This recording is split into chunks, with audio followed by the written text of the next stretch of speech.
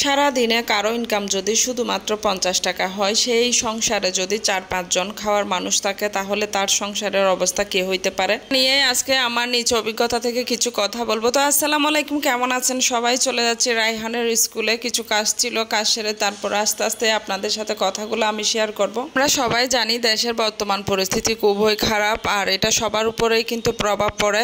বেশিরভাগ হচ্ছে যারা একদম নিম্ন শ্রেণীর বা সাধারণ মানুষ, তাদের উপরেই কিন্তু খুব বেশি এটার প্রভাব পড়ে। দ্রব্যমূল্যের দাম তো নিয়ন্ত্রণের বাইরে, সেটা আমরা কম বেশি সবাই জানি। এর উপর যদি কারো ইনকাম 50 টাকা সারাদিনে মিলে হয়, বা কোনো কোনো সময় 100 টাকা, বা কোনো কোনো সময় 150 টাকা 200 টাকা, তাইলে সেটা মাসিক ইনকাম হয়ে দাঁড়ায় কতটুকু?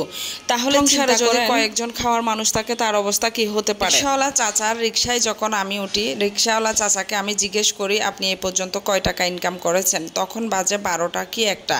উনি বলতেছে আমি 50 টাকা ইনকাম করেছি। আমি ওনাকে জিজ্ঞেস করি কালকে কত টাকা ইনকাম করেছেন? উনি আমাকে বলছে 150 থেকে 200 টাকা। চিন্তা করেন, 150 থেকে 200 টাকা যদি একটা মানুষের ডেইলি ইনকাম হয়, তাহলে তার সংসারে 2-4 জন মানুষ যদি থাকে, তার অবস্থা কি হতে পারে? 1 কেজি চাউল কিনতে গেলেও কিন্তু 100 টাকার কাছাকাছি। আমরা এরকম বাংলাদেশ চাই নাই। এখন অনেকেই বলবেন যে আফসোস লীগ, আসলে কোনো লীগ করি নাই, করব না, করার প্রয়োজনও পড়বে না। আমরা যারা সাধারণ মানুষ আছি, আমরা খেটে খাই, আমাদের কোনো কিছুই লাগে না। তবে আমাদের চাওয়া পাওয়া থাকে শুধু এইটুকুই, যে দেশে অন্তত দ্রব্যমূল্য মানুষের কাছাকাছি থাকুক, বা সাধারণ মানুষগুলো একটু খেয়ে পেট ভরে যেন শান্তি পায়, দেশটা যেন শান্তি থাকে। যদি আসলে পরিস্থিতি হয়, তাহলে মানুষ কোথায় গিয়ে দাঁড়াবে, বা মানুষের অবস্থা কীরকম হইতে পারে? এমনও তো হইতে পারে আমরা না জানি না, ওরকম অনেক মানুষ আছে যারা না খেয়ে দুবেলা, একদম একবেলাও খেতে পাচ্ছে না, তাদের অবস্থা বা কি হইতে পারে। চোখে পানি চলে আসছে এই চাচার কথা আমি শুনে।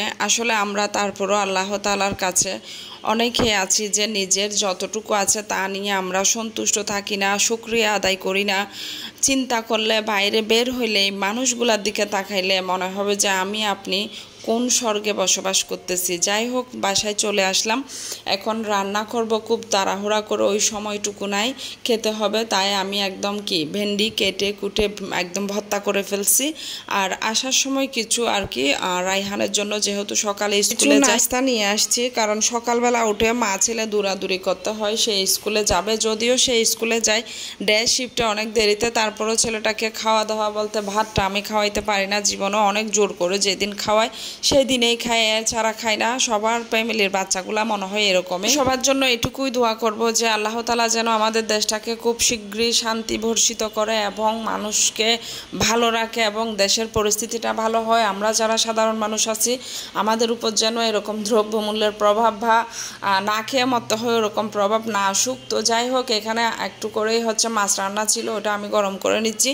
এখন খেতে বসে যাব, খিদে লাগছে অনেক। তো ভালো থাকেন, আজকের এই ছোট্ট ব্লগটা সবাই শেয়ার করে দিবেন। আল্লাহ হাফেজ।